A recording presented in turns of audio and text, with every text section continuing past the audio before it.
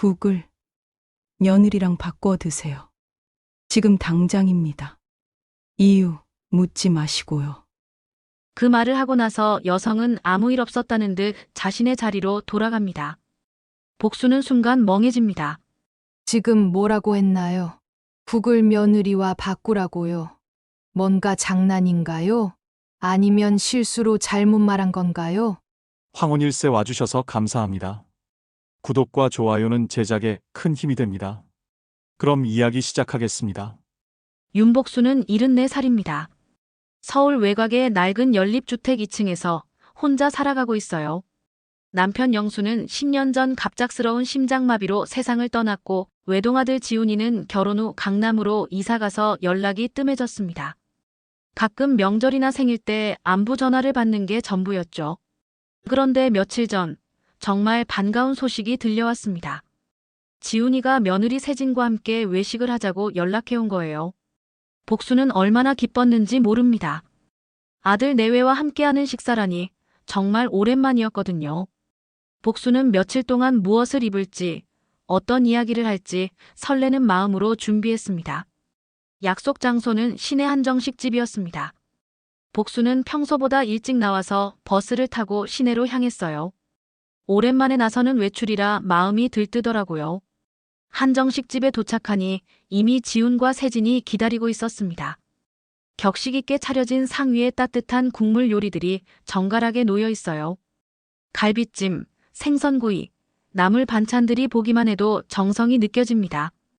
복수는 마주 앉은 며느리 세진의 얼굴을 살펴봅니다. 뭔가 예전과 다른 느낌이에요. 세진은 여전히 공손하게 인사를 건네고 다정한 말을 합니다. 어머니, 오랜만이에요. 건강하게 지내셨죠? 하지만 그 말들이 왠지 형식적으로 들려요. 눈빛이 예전처럼 따뜻하지 않고 차갑습니다. 웃음도 억지스러워 보이고요. 복수는 마음속으로 생각해 봅니다. 내가 뭔가 잘못했을까요? 며느리가 불편해하는 일이 있었을까요? 혹시 지난번에 용돈을 적게 준 게 서운했을까요? 아니면 자주 연락하지 않아서 섭섭했을까요? 아들 지우는 평소처럼 밝은 표정으로 이야기를 이어갑니다. 회사 일이 바쁘다고 요즘 프로젝트 때문에 야근이 많다고 말하면서 어머니께 안부를 묻죠. 복수는 아들의 말에 고개를 끄덕이며 대답하지만 시선은 자꾸만 세진에게 머물러 있습니다. 복수는 조용히 숟가락을 들어 국을 뜨려 합니다. 따뜻한 국물이 목을 타고 내려가면서 마음이 조금 편안해져요. 그런데 이상합니다. 세진이 자신을 바라보는 시선이 너무 차갑고 날카로워요. 마치 무엇인가를 지켜보고 있는 것 같은 느낌입니다.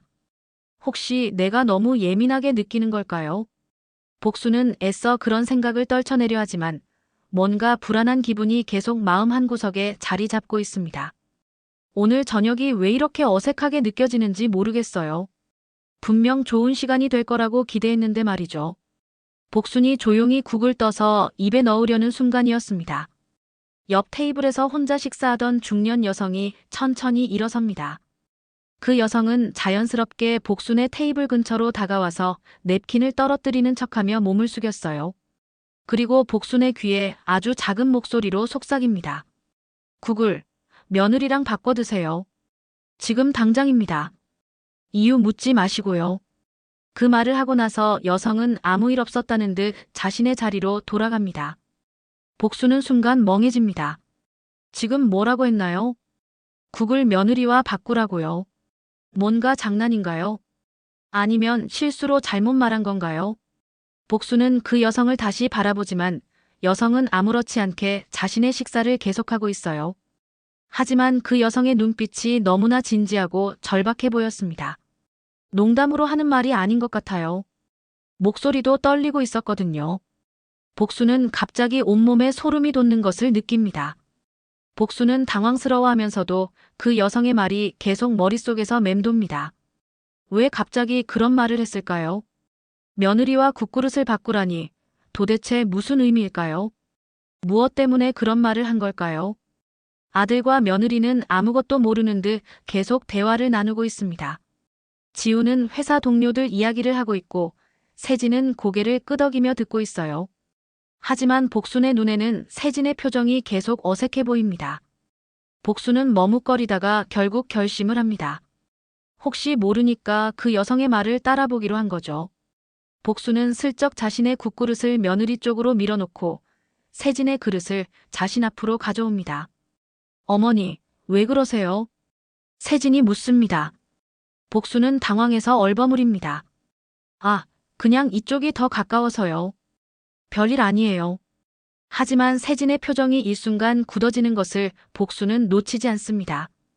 그 순간 세진의 눈빛이 날카롭게 변합니다. 말은 하지 않지만 뭔가 당황한 기색이 역력해요. 마치 예상하지 못한 일이 벌어진 것처럼 말이죠. 복수는 가슴이 두근거리기 시작합니다. 복수는 조용히 바뀐 국그릇을 바라봅니다. 겉으로는 똑같아 보이는데 왜 그 여성이 그런 말을 했을까요? 그리고 왜 세진이 그런 표정을 지었을까요? 불안한 마음이 점점 커져갑니다. 식사 분위기가 갑자기 어색해집니다. 복수는 혼란스러운 마음을 애써 감추며 국을 천천히 떠먹기 시작합니다. 하지만 국물 맛을 제대로 느낄 수가 없어요. 온 신경이 세진의 표정 변화와 아까 그 여성의 말에 쏠려 있거든요. 식사가 한창 진행되던 중이었습니다. 갑자기 세진의 휴대폰이 울리기 시작해요. 세진은 미안하다는 표정을 지으며 전화를 받더니 잠시 나가봐야겠다고 말합니다. 회사에서 급한 일이 생겼다면서요. 목소리가 평소보다 떨리는 것 같았어요. 아들 지우는 별일 아니라는 듯 어머니께 말합니다. 요즘 세진이 일이 많아서 자주 그런다고 금방 돌아올 거라고 하죠. 하지만 10분이 지나고 20분이 지나도 세진은 돌아오지 않습니다. 30분이 넘어가니 지훈도 이상하다는 표정을 짓기 시작해요. 복수는 점점 불안해집니다. 아까 그 여성의 말이 계속 머릿속에서 맴돌아요. 그리고 세진이 국그릇을 바꾼 순간 지었던 그 표정도 잊을 수가 없습니다. 뭔가 이상하다는 직감이 강해집니다. 평소 같으면 세진이 이렇게 오래 자리를 비우지 않았거든요. 복수는 화장실에 간다는 핑계로 자리를 뜹니다. 아까 그 여성을 찾아보려고 하는 거죠. 다행히 그 여성은 아직 식당에 있었습니다. 하지만 이미 계산을 끝내고 나갈 준비를 하고 있어요. 복수는 조심스럽게 다가가서 말을 겁니다. 실례합니다. 아까 저한테 하신 말씀이 무슨 뜻인지 물어봐도 될까요? 복순의 목소리는 떨리고 있었어요. 그 여성은 복순을 보더니 주변을 살피고 조용한 곳으로 이끕니다. 그리고 놀랍게도 경찰 신분증을 꺼내 보여줍니다. 저는 형사입니다. 그 여성이 말합니다. 몇 달 전부터 수상한 사건들을 수사하고 있었는데 당신 며느리가 그 사건들과 연관이 있을 가능성이 높습니다. 복수는 숨이 멎을 뻔합니다. 무슨 말인지 이해할 수가 없어요. 형사는 계속 설명합니다. 최근 몇 달 동안 노년층 대상 보험 사망 사건들이 연달아 발생했다는 것, 그리고 그 사건들의 공통점이 식사 중 갑작스러운 쇼크사라는 것을 말이죠. 모두 알레르기 반응으로 인한 것으로 추정되지만 너무 우연의 일치가 많았다고 해요. 그리고 오늘 당신을 미행하면서 지켜보니 매우 수상한 점들을 발견했습니다. 형사의 말에 복수는 다리에 힘이 빠져 벽에 기댑니다. 며느리가 자신을 해치려 했다는 말인가요? 믿을 수가 없습니다. 형사는 복순에게 말합니다. 지금 당장 집으로 돌아가서 세진과 관련된 모든 것들을 찾아보라고, 특히 최근에 바뀐 보험이나 약물 관련된 것들을 살펴보라고 말이죠. 그리고 혹시 이상한 점을 발견하면 즉시 연락하라고 명함을 건네줍니다. 복수는 떨리는 손으로 명함을 받습니다. 아직도 믿기지 않지만 형사의 진지한 표정과 오늘 일어난 일들을 생각해보니 뭔가 연결고리가 있는 것 같아요. 집에 돌아온 복수는 불안한 마음을 애써 감추며 평소보다 조용한 저녁을 보냅니다. 그러나 무언가 마음에 걸린 복수는 손이 더욱 심하게 떨립니다. 이게 정말 자신을 해치려던 증거인가요? 세진이 이런 약을 왜 가지고 있었을까요? 그리고 왜 몰래 버렸을까요? 혹시 형사의 말이 사실이었던 걸까요? 그 여자 형사라고 했지. 국을 바꾸라는 그 말, 정말 그게 무슨 의미였을까? 그녀는 조심스레 쓰레기통을 뒤집니다. 며칠 전 세진이 두고 간 약봉투가 눈에 띕니다. 약봉투 안엔 수면 유도제와 항히스타민 성분이 적혀 있습니다. 복순의 손이 가늘게 떨립니다. 그때 기억 속 대사가 선명하게 떠오릅니다. 어머님, 요즘 잠 잘 못 주무신다면서요? 이거요, 제가 먹는 약인데 한 알만 드세요. 괜찮아요. 장면은 과거의 저녁으로 전환됩니다. 세진이 직접 물 한 잔과 함께 알약을 건네던 날. 복수는 그날 밤 유난히 어지러웠고 새벽까지 토하고 기운이 없었습니다. 다시 현실. 복수는 천천히 소파에 앉아 깊은 숨을 쉽니다. 이제 퍼즐이 맞춰집니다. 그 곡 약이 있었던 거야. 나를. 그녀는 이 사실을 혼자 품고 있을 수 없다고 결심합니다. 복수는 그 약봉투를 조심스럽게 신문지에 싸서 보관합니다. 이것을 경찰에게 가져다 줘야겠다고 생각하면서요. 그리고 머릿속으로 최근 일들을 차근차근 되짚어 봅니다. 분명 뭔가 이상한 점들이 있었을 거예요. 생각해보니 세진이 최근 들어 자주 보험 이야기를 꺼냈었어요. 복순이 혼자 사는 것이 위험하다면서 보험을 들어두는 것이 좋겠다고 말했죠. 그리고 복순이 어깨가 아프다고 하니까 좋은 병원을 추천해주기도 했고요. 그때는 며느리가 자신을 걱정해주는 줄 알았는데 말이에요. 또 다른 일들도 떠오릅니다. 세진이 복순의 건강검진 결과에 유난히 관심을 보였던 일, 복순이 무슨 음식을 못 먹는지 자세히 물어봤던 일들 말이에요. 그리고 최근에는 복순 명의로 된 서류들을 정리해준다면서 가져갔던 일도 있었어요. 이제 와서 생각해보니 모든 것이 계획적이었던 것 같습니다. 복순을 환자로 만들어서 약물에 취약한 상태로 만들려 했던 거죠. 그리고 오늘 식사 자리에서 마지막 단계를 실행하려 했던 것 같습니다. 만약 그 형사가 없었다면 어떻게 됐을까요? 복순은 무서워집니다. 자신이 정말 위험한 상황에 있었구나 하는 생각이 들어요. 그동안 며느리라고 믿고 따랐는데 그 사람이 자신을 죽이려 했다니 믿을 수가 없습니다. 하지만 증거들이 점점 명확해지고 있어요. 복수는 형사가 준 명함을 꺼내봅니다. 내일 아침에 이 약봉투를 가지고 경찰서에 가야겠다고 마음먹습니다. 며칠 뒤 복수는 경찰서로부터 연락을 받고 출석합니다. 유리창 너머로 보이는 세진. 평소의 단정한 차림 대신 수의처럼 보이는 옷을 입고 앉아 있습니다. 형사가 진술조서를 펼치며 복순에게 말합니다. 이건 세진 씨의 진술입니다. 보시겠습니까? 복순은 고개를 끄덕이고 조서를 읽습니다. 또박또박한 세진의 문장이 그대로 적혀 있습니다. 그날 어머니 국에 수면제가 들어 있었습니다. 치사량은 아니었습니다. 병원 이송 중 지병으로 위장할 수 있도록 조율해뒀습니다. 죄책감은 없었습니다. 가족은 그냥 수단이었습니다. 복수는 손끝이 싸늘해지는 것을 느낍니다. 그 순간 눈물이 앞을 가립니다. 형사가 묻습니다. 이 진술 믿으십니까? 복수는 떨리는 목소리로 대답합니다. 믿고 싶지 않습니다. 하지만 압니다. 그 아이 눈빛 속에 진심이 없었다는 것을. 복수는 아들 지훈에게 연락을 합니다. 만나서 이야기할 것이 있다고 말하면서요. 지훈은 어머니의 심각한 목소리를 듣고 급히 어머니 집으로 달려옵니다. 아내가 며칠째 연락이 안 된다며 걱정하고 있던 참이었거든요. 복수는 아들에게 차근차근 모든 것을 설명합니다. 식당에서 있었던 일, 형사와의 만남, 발견한 약물들, 그리고 경찰 조사 결과까지 하나하나 들려줍니다. 보험증권 복사본과 약물 감정 결과서도 보여주면서요. 지우는 처음에는 믿을 수 없다는 표정을 짓습니다. 자신의 아내가 어머니를 해치려 했다는 것을 받아들이기 어려워해요. 어머니, 정말 확실한 거예요. 뭔가 오해가 있는 건 아닐까요? 지훈의 목소리는 떨리고 있었습니다. 하지만 증거들이 너무나 명확했습니다. 경찰 조사 결과서에는 세진이 여러 건의 보험 사기 사건에 연루되어 있다는 내용이 상세히 기록되어 있었어요. 그리고 복순도 그 표적 중 하나였다는 사실까지 말이죠. 마침내 지훈이 무너집니다. 엄마, 내가 뭘 한 거지? 내 아내가 우리 엄마를 죽이려고 했다고. 지훈은 어머니 앞에서 무릎을 꿇고 울음을 터뜨립니다. 자신이 그동안 얼마나 어리석었는지 깨달은 거죠. 지훈은 고백합니다.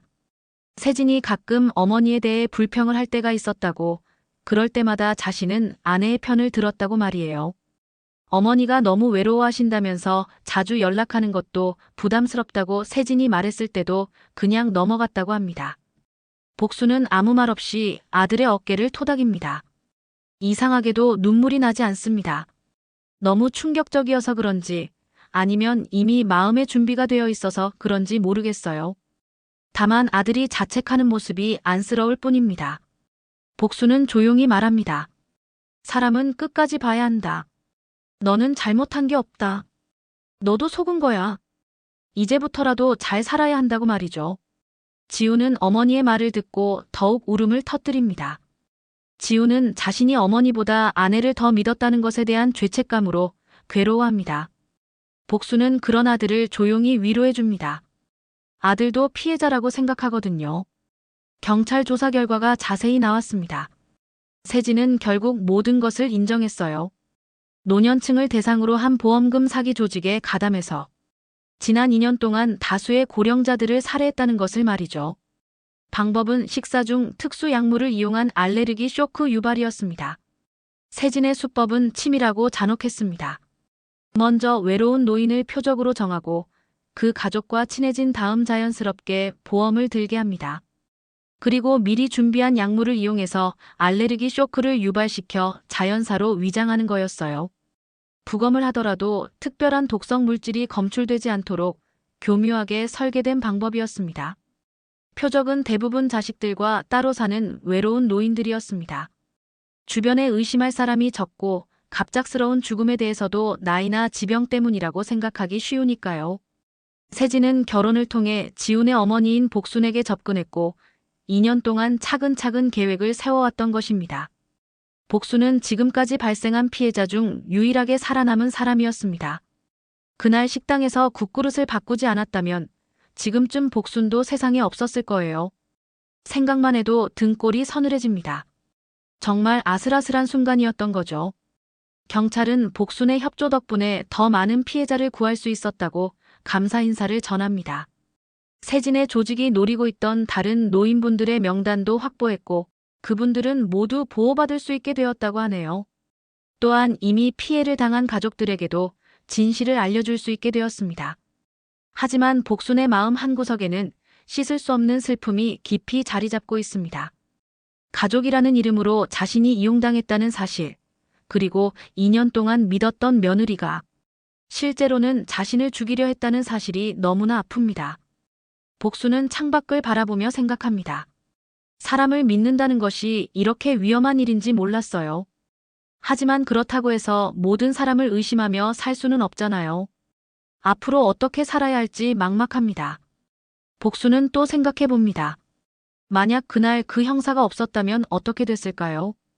세상에는 복순처럼 위험에 처한 노인분들이 얼마나 많을까요? 그분들은 누가 지켜주고 있을까요? 며칠 뒤 지훈이 다시 어머니를 찾아옵니다. 이번에는 정말 진심으로 사과하러 온 거예요. 지훈은 어머니 앞에서 무릎을 꿇고 울며 말합니다. 엄마, 나도 정말 바보였어요. 사랑한다고 믿었는데 정작 가장 소중한 어머니보다 그 사람 말을 더 믿었어요. 지훈은 자신의 잘못을 하나하나 고백합니다. 세진이 어머니에 대해 안 좋게 말할 때도 그것을 막지 않았다고 오히려 세진의 편을 들면서 어머니께 섭섭한 일을 많이 했다고 인정합니다. 어머니가 자주 연락하는 것도 부담스럽다고 세진이 말했을 때 그냥 넘어갔다고, 심지어는 어머니께 연락을 좀 줄이라고 말한 적도 있다고 고백하면서 용서해달라고 간절히 빕니다. 복수는 조용히 아들을 일으켜 앉힙니다. 너는 나한테 사과할 필요 없다. 너도 속은 거야. 앞으로는 너 자신을 위해 살아. 나도 그렇게 할 거니까. 복순의 말에 지우는 더욱 눈물을 흘립니다. 어머니의 너그러움이 더욱 죄스럽게 느껴지는 거죠. 하지만 복수는 정말로 아들을 원망하지 않습니다. 아들도 피해자라고 생각하거든요. 사랑하는 사람에게 속은 것, 그것도 이렇게 끔찍한 진실을 모르고 살아온 것이 얼마나 고통스러울까요? 복수는 아들의 마음을 충분히 이해합니다. 복수는 조용히 창밖을 바라봅니다. 겨울이 지나가고 있었어요.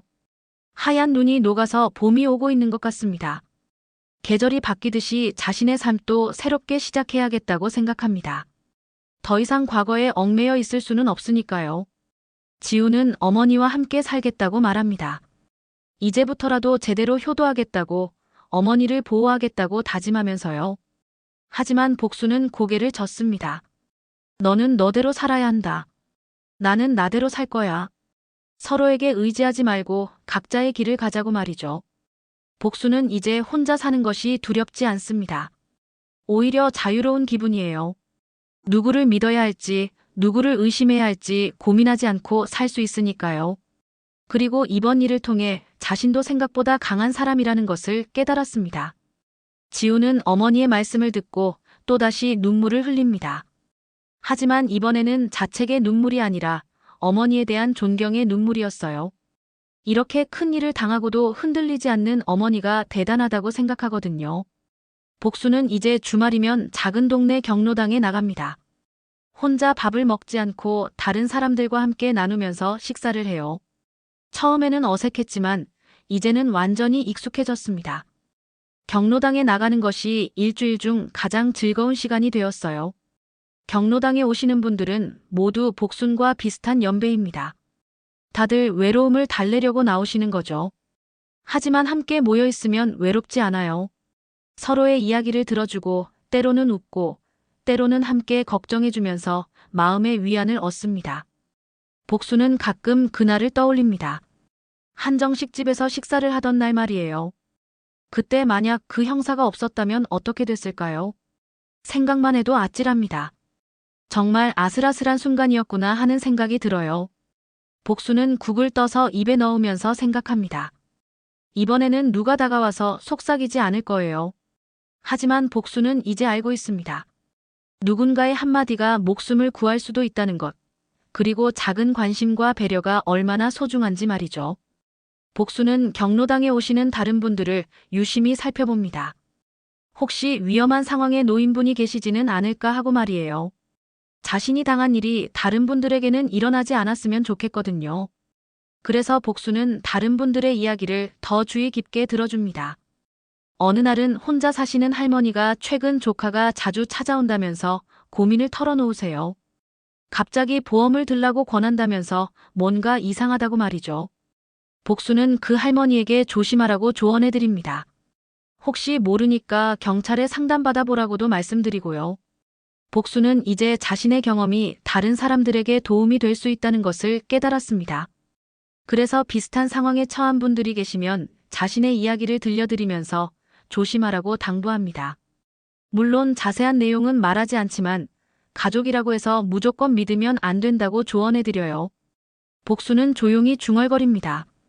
이제는 나도 나를 지킬 수 있어. 그리고 다른 사람도 지킬 수 있을 것 같아. 복순의 목소리에는 새로운 희망과 자신감이 담겨 있습니다. 더 이상 무력한 피해자가 아니라 스스로를 보호할 수 있는 강한 사람이 된 거죠. 이야기는 그렇게 끝나지만 복순의 삶은 이제 다시 시작입니다. 더 이상 누구에게 의존하지 않고 스스로를 지키며 살아갈 수 있는 현명하고 강한 여성이 되었으니까요. 그리고 자신과 같은 위험에 처할 수 있는 다른 노인분들을 지켜주는 역할도 하면서 말이죠.